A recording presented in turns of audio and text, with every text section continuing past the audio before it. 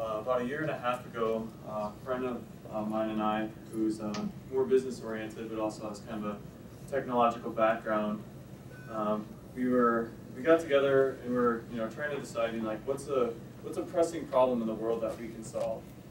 And we happened to be at a bar, and we're thinking world hunger, women's rights, and time there's stuff going on in Libya, maybe we could do something there. But then we're like, you know what? It can be a real pain sometimes to order a beer. And the more we thought about it, first world problems, obviously. But the more we thought about it, it actually is quite a pain to order a beer, especially if you go to a college bar or something like that. I don't know if we have anyone in college here still, but sometimes you still frequent those bars and pretend. And I'm not pointing fingers.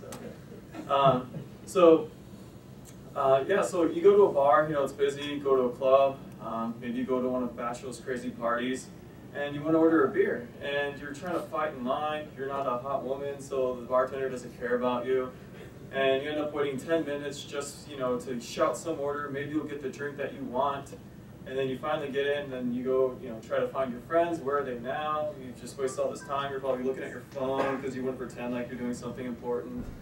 And you do that the whole night, and then at the end of the night you want to go pay, and that's like another 10 to 15 minutes yelling your name. You get your bill, realize there's 10 drinks on here I didn't order, and it's a huge hassle. So that's going to be the basis of this. So first of all, I'm going to go over what is Wingman exactly. So Wingman is obviously the application that you run on your phone. It's going to make ordering drinks a little easier. I'll go into a little bit more details coming up. Then also I'm going to focus on the platform that I built, the backend. So basically there's two parts to Wingman. You have the application that you run on your phone, but also this application has to talk to a backend to process your drink orders, process credit cards, things like that. How many people here went to the Heroku talk? All right, so about half of you did. The other half, I guess, went to the boot camp. So I'll try to appease both of you. But I'm going to show basically how you can. We're running this app in Heroku, so this is kind of a real example of a backend Erlang running in Heroku. So I'll show kind of a quickly demo of putting the app into Heroku. God damn it, sorry. Yeah, actually going to need internet. Where's this? Sorry, should have thought of this.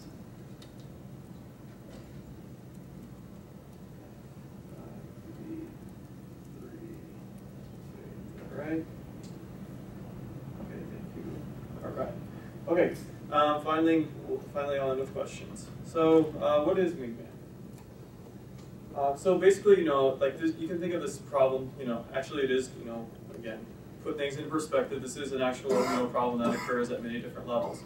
So first of all, you have alcohol companies, right? They want to get their branding out there. They want to sell you as much alcohol as possible, which you want to gladly consume, assuming that it's efficient and easy to do. I stole some of these slides from my business partner, and so I'm not going to read all the bullets. Obviously, as a customer, you go to the bar. It's very difficult to get your drink. You have to shout your drink. Whether you want to split the tab at the end of the night. All these different things require you interacting with the bartender in a very busy setting, making it very difficult to get a drink. So why not be able to just order a drink on your phone? Once the order is ready, you just walk up to a special spot at the bar, the drink's waiting for you, show the bartender, boom, done. During that whole time, you can stay with your friends. You don't have to, just wait in line, try to make conversation with, sweaty jocks and, weirdos or whatever. I don't know where you guys go and drink, but, sometimes it can be unpleasant. And then again, at the end of the night, wouldn't it be nice if I could just leave the bar, whenever I want to? And if I want another drink, I don't have to decide, do I really want to spend another 15 minutes waiting in line to get a drink? You don't have to worry about that anymore. Bartenders, they're facing the same ordeal as you, right? Except they're on the other side of the counter. There's people shouting at them, yelling at them, trying to slip them money to get them a drink sooner. And they're trying to, hustle and bustle. And at the same time, they're using this archaic system where, let's pretend you have two different groups. One orders, 5 margaritas and a couple gin and tonics. Another group orders, a couple gin and tonics and maybe, 5, crappy Budweisers or something. Wouldn't it be nice if, when they're making those gin and tonics, they can make all 4 of those at the same time? They don't have to process one order independently and then the other order independently. And so we're developing a tablet application that allows them to kind of streamline this whole process as well. And also, you know, bartenders, they want to make tips, right? They want to, like, the more orders that they process, the more drinks that they fill, the more tips they get at the end of the night. The same thing is for bars. Obviously, the more bars sell, the more money they make. But also, there's another significant factor here where we save bars money, and that is in credit card transaction fees. So what we do that's kind of different is that we assume people go to multiple bars at night. And this is generally true, right? You meet your friends at one bar, you may end up meet with another group at a different bar and throughout the whole night. And so what we do is, instead of charging credit card transaction fee to the bars, we actually eat that fee, because what happens is, instead of like having to charge your card at each individual bar, you just have one charge at the end of the night. So if you amortize that across all the different bars, you know, you're paying like, you know, maybe like 5 to 10 cents for the privilege of using our app to buy a drink. That actually pays for the credit card fees in total, assuming that you only charge the card once at the end of the night instead of charging at all the different bars that you go to. And so we eat that fee. That's a fee that the bar isn't paying anymore, so they're automatically saving money by you using our app. Furthermore, we know, you know, exactly how to target the users. We have like very specific demographics. We know when you order a drink, when you don't. So we can serve a very specific ad. We can put a special, you know, like buy 2 drinks, get 1 free. And either the user clicks on it and uses that, or they don't. And you can even do this with advertising. So you can have you can like provide an ad, and if they use that ad, then you only have to pay for that ad at that time.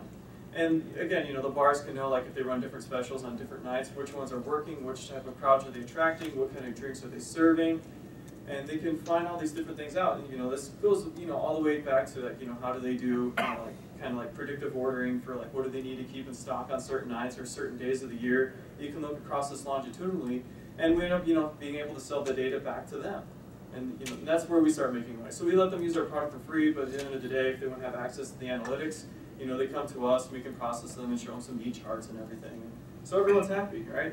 People are drinking more. I mean, everyone loves that, right? So I don't think anyone's going to have a problem. So, so now we have what we call a patron app. That's what you use on your phone. And then we have a vendor app as well, which is kind of, you know, both like what the bar uses and also the bartenders. So now I'm going to talk about the core.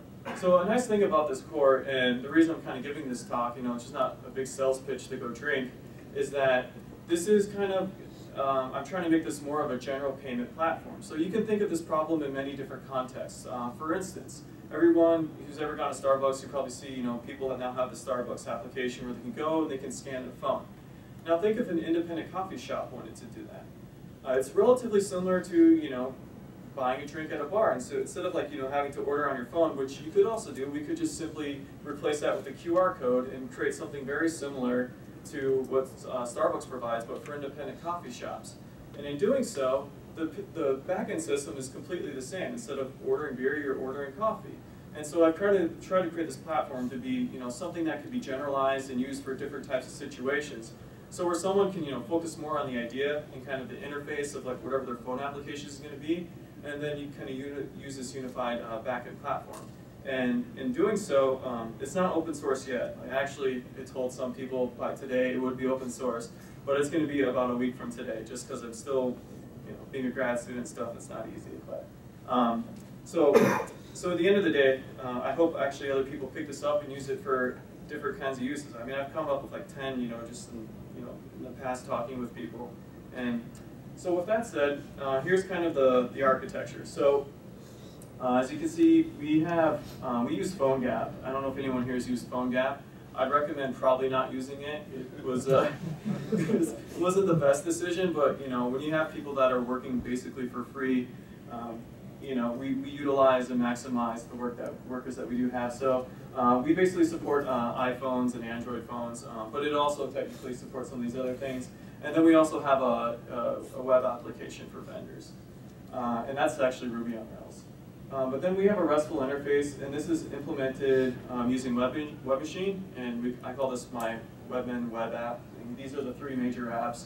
So you have the Webman web app, which, you know, Web Machine kind of processes the RESTful interface, so we can, you know, utilize it with, you know, whatever we want. That talks to Wingman DB, which is based on CouchDB. The reason I chose that was it was very easy to set this up on a single server.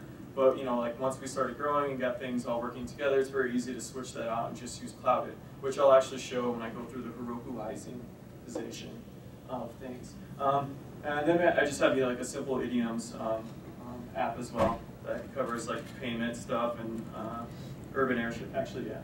So this is the three main apps that again, I guess I should say Wingman was, you probably understand like Wingman helps you at bars and stuff, blah, blah, blah.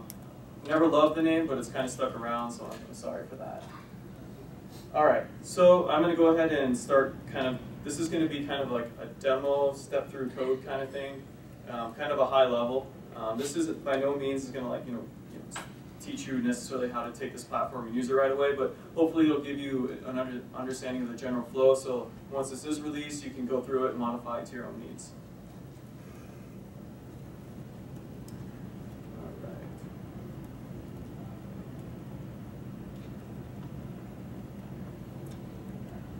Let's see if I can make this bigger.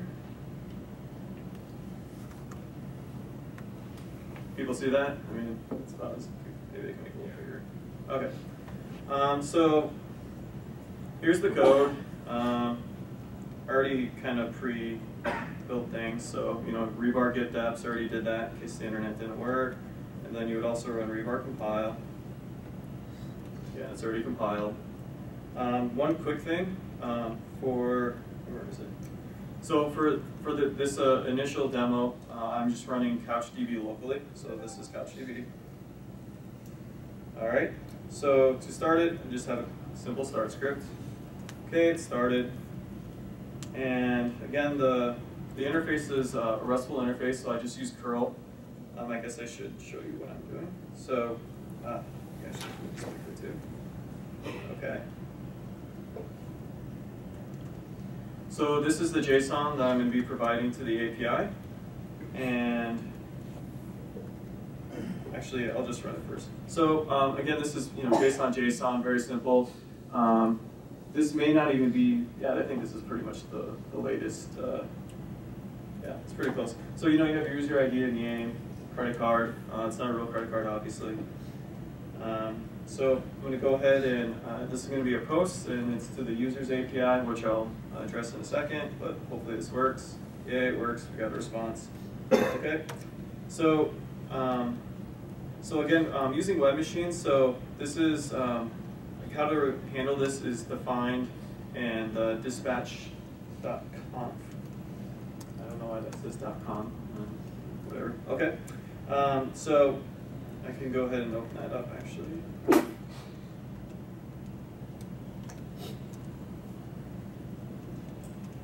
So as you can see, the dispatch basically defines how to handle whatever. Actually, it's going to be this one. It defines basically how to parse the URL or whatever you're handling. So again, if you look at what I provided, it was just /users. So it's going to use the Wingman web users resource. That's what it's defining right here. It's going to be using that Erlang module to process it. So I can go here. And again, Web Machine kind of provides a basic framework. So one thing I do want to note quickly for this first example is the database calls. I can make this bigger too. So this is basically, I guess this isn't the most efficient, but I basically start a simple instance of a database connection each time. And this is calling up a user's database, and I'm going to go ahead and actually show that. So, and I'm going to be going back in here later on to show how to use it with Clouded, but for now, actually this is set up to use that. Or, actually no, this isn't the old one. Okay, whatever. So this is basically, you start your server, and it gave it the user's database, and so we just create a simple database function here. Going back.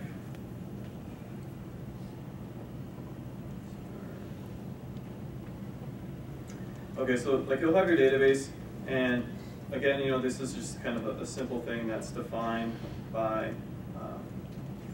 Web Machine. So we get our document, we parse it out, we get the user ID here, we set the ID because this is going to be stored in Couch, so everything in Couch has an underscore ID, and we just set that as the user ID. We get the password, we hash it, we set their tab to 0, get the credit cards, encrypt them, and then we create it, and then we do a few simple sanitization things like we remove the password because there's no reason to send that back to the user, and we send them back the response. So as you can see, like this is kind of the response. Oops, I didn't need to run that again. So it's probably complaining because it already conflicts, yeah. So that was the response. So that's basically creating a user. Now I can actually go into CouchDB, go into my users table, or users database, I guess is what they call it. And you can see my user here. So CouchDB, I don't know if anyone's ever used it, but it's kind of nice because you can actually go in here and like you could edit it if you wanted to and change things. You can see the credit card here has been encrypted, and CouchDB doesn't quite understand what that means, so it just gives like a really long list of binary integers. Okay, so we have the password set. Now let's go ahead and log in. Are people with me so far? Yeah. I know I'm going kind of quick, but I mean, this is probably easier that way. All right, so we're going to go ahead and use the curl command to log in. You put -v on there. What's up? You put -v on the curl command so you can see the headers. Sure. If this breaks everything, I'm going to be upset at you. Actually, before I do that though, so login is very simple. You provide a password.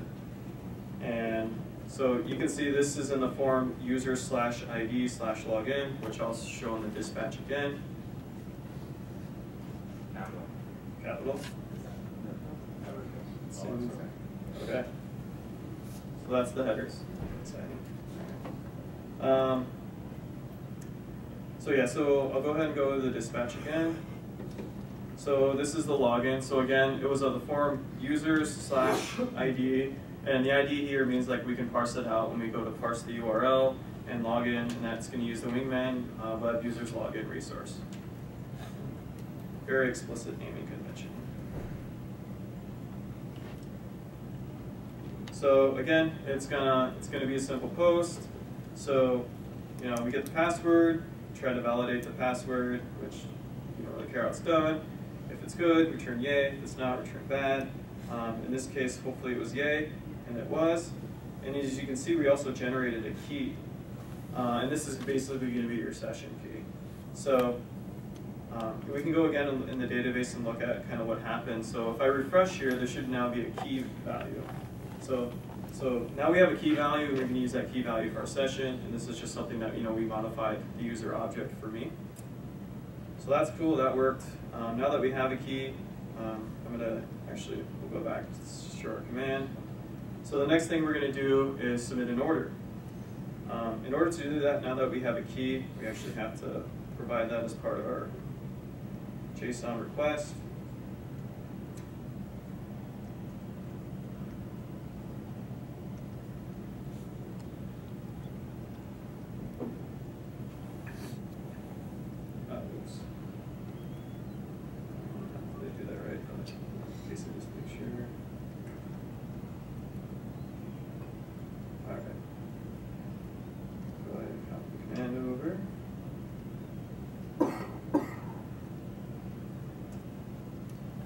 Cool, so we put our order. I can go ahead and show what that looks like. So I won't bore you with going to the dispatch again.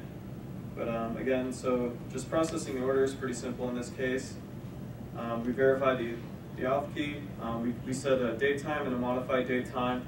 And that's basically going to be because the server and the client are going to be interacting. So after you submit this order, the tablet application, which is kind of another part of this, will see that there's a new order. Once the bartender starts it, it'll change the status of the order. I'm not going to go into all those details, but again, this is just pretty simple, just a few commands, and we've created a new order. I guess I can go over the Wingman DB create just so you can see the database part of it really quickly. So I already went over kind of the supervisor, how it started. You can go into here. So this is the basic database interface. I actually stole most of this from Tristan. So if it's broken, you can blame him. So we have a create defined here. It's gonna, it's a simple gen server implementation. So we can see where it's implemented. So hard to scroll when the text is so big. Okay, here we go. So this is really simple. I mean, and the nice thing about using JSON again is that I can basically just use it verbatim and throw it into Couch, and now we're done. So that's all this does. So yeah, Couch being saved, boom. Again, we're running CouchDB locally, but as you see, like later on, we'll be using Cloudit, and all this code still stays the same. Everything still works great. It's going to be cool. All right, so we did that. So let's actually run the command, or I guess we can do the next command. Actually, I want to go back to the order and show that it actually happened. So here's the orders. Here's the order submitted. There's 3 drinks. You can. You have this nice interface, you can look at different things, blah, blah, blah, okay. And actually now that I'm here, so as part of this process, what would happen is, the bartender would, say the order is completed, then you'd go pick it up, and then in doing so, once the order is completed, like your tab would get adjusted. But since I'm not simulating that right now, I'm just gonna go ahead and manually edit the tab so I can show pane. Cool. All right, so now we have a tab of $39. I don't know if that's the actual cost, but it's going to be close enough. All right, so, oops, what? All right, so let's go ahead and actually copy the key over again. So,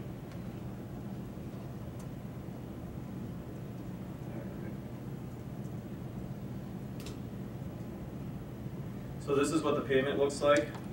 You specify the user ID, the amount, card index is good. Basically, you have your credit cards on file. This is the first card on file, the 0th card on file.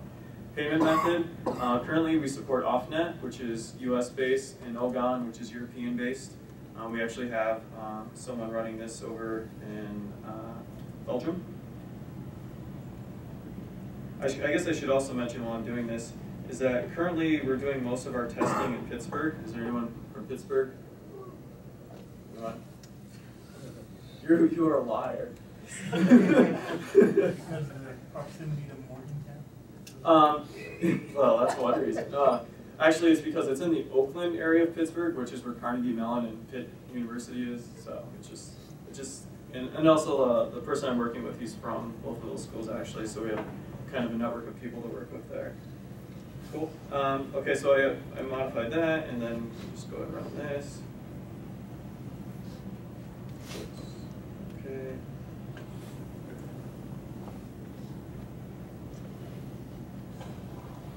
Cool, so that was approved. Actually, I'm going to step through the code really quick for that one too.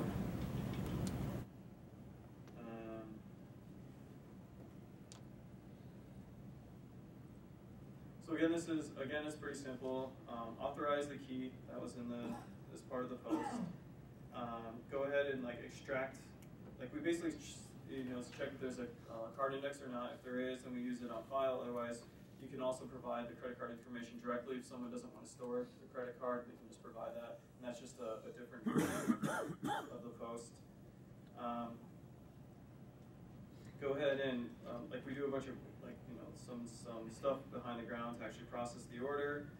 Use the payment method. In this case, it's going to use the pay module. It's very simple. It checks which payment provider we're using. In this case, OffNet. And this is one of the things I have to clean up. Right now, it's actually using some PHP things. I just haven't had time to implement it correctly because OffNet is really kind of weird for whatever reason.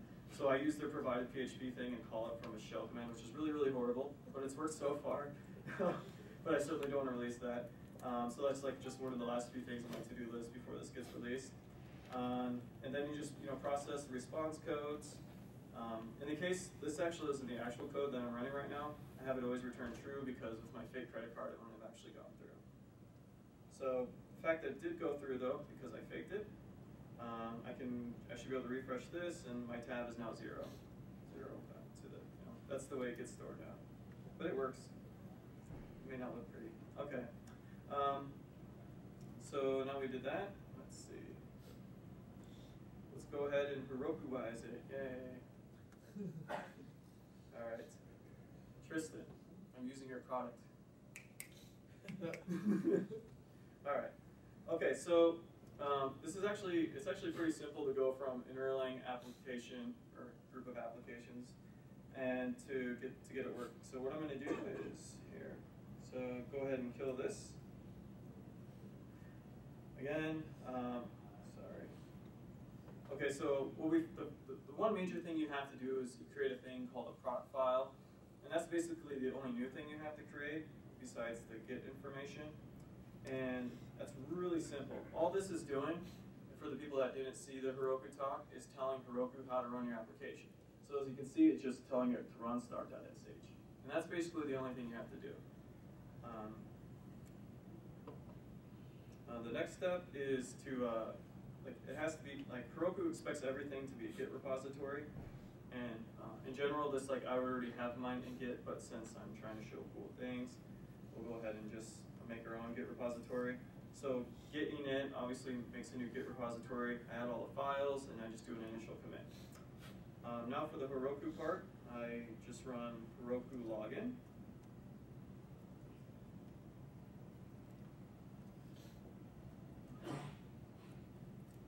How am I doing for time, by the way? Okay, good. All right, so I logged in. Now, this is the only kind of Erlang specific part. There's this thing called a build pack. And all this does is once you upload your application, I basically have told Heroku that, this is a special application, use this separate build pack. And this build pack actually is just a bunch of scripts and who knows what that understands how to take an Erlang app and get it to run on Heroku. And so now that I've set that, there's another step I want to do. In Tristan's presentation, he showed how to set up Postgres, but I'm using Cloudit again, which is kind of the hosted version of CouchDB.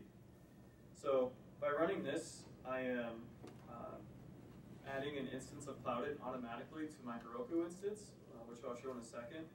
I should also note that all these things I'm doing are free. For this, again, for the people that missed the Heroku talk, to host a very simple application like this, it's basically free. So I'm only using one dyno, which is one computing resource, and Cloudit has a free version that allows you to use a very small database to begin with. All right, so that got added.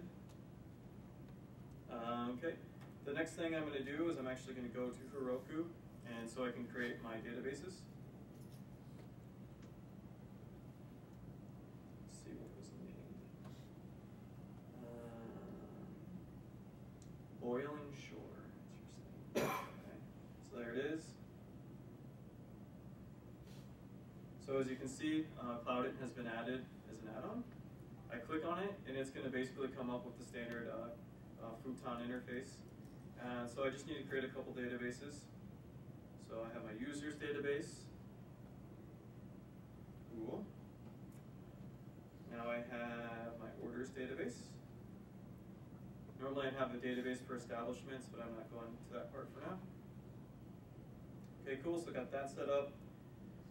The other thing I need to do now, before I put my code on Heroku, is I need to tell Heroku to use this new Cloudit interface instead of using CouchDB locally. In fact, it may be technically possible, but it would be very difficult to run CouchDB locally on a Heroku instance. So I run Heroku config, and it gives me back the Cloudit URL. And you can see here, coded in this is kind of the username and the password and the address for my Cloudit instance.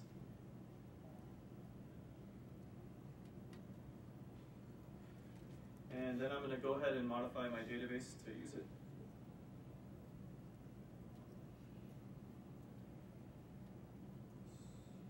Perfect. Can't you use the get in thing? What's that? You already got the get in login URL. Yeah, but that's going to give me, I need to write that parser too. Yeah, that's another on my final to-do list. So yeah, this is ugly, I know. You can actually get that URL directly and parse out, the specific username and the password in the URL. And I even have the regex to do it. I just haven't done it yet. I'm horrible.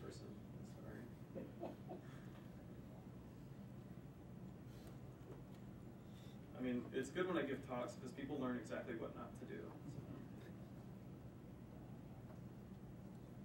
All right. And then find the URL.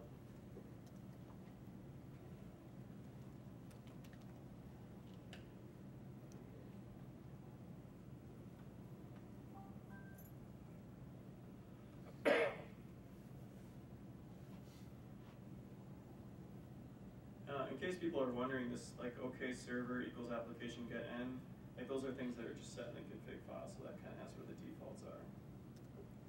And you know, I could also have probably set it there, but I'm just doing it here instead. Okay, that looks good. All right. So I'm gonna go ahead. I have to commit that change before I can load it again. All right. So final step is to actually just push it to Heroku. Hopefully, we'll see.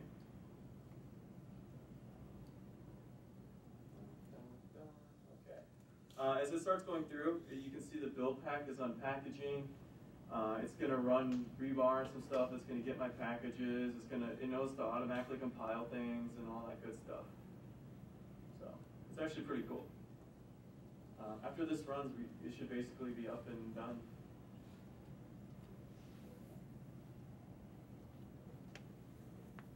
You can see that's where it's reading my proc file. It knows it's web because I specified that. And now launching is just running my start.sh. Did you show us that?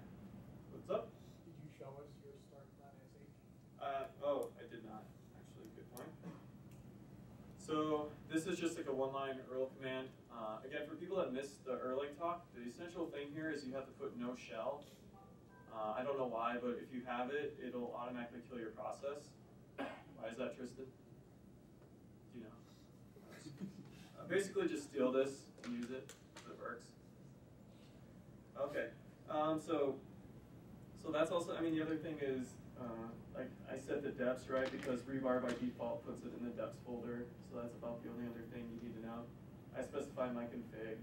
I mean, it's a pretty standard one-liner for starting an application. Okay, so that's all good. Looks like everything was started. So this is now my URL. So I'm actually going to copy this, and to make things a little easier, because I don't know what it was going to be named ahead of time. I'm just going to go ahead and set it as an bash variable, and then go and get my cheat sheet. So I'm basically running the exact same commands that I was running locally before, but now this is actually going to be talking to Heroku. So again, I mean, I'm sure you understand bash, so it's actually using the host. Hopefully it works. Come on. Damn it. All right. Let's see, error, connection failed, connection reviews. So I did run into this before, and I don't know why. So let's see. Did I copy everything right? Are you sure you set it up to use HTTPS? Yeah, it's using a port here, it is SSL. I mean, from your Perl command. Well, I mean, that's not the issue though, because it's actually connecting, right? So here you see the connection failed, so this is happening in the database itself. So I had an issue with this earlier. It seemed to be kind of hit or miss. I don't know if it's something with Heroku, but evidently it's not going to work. You're not listening, are you? No, I'm working on expense reports. Okay, Heroku has failed. Okay. You're not parsing it with get answer, that's probably why. That's not why. Just let me double check to make sure we are. Oops. Oh, no. So, 7.1.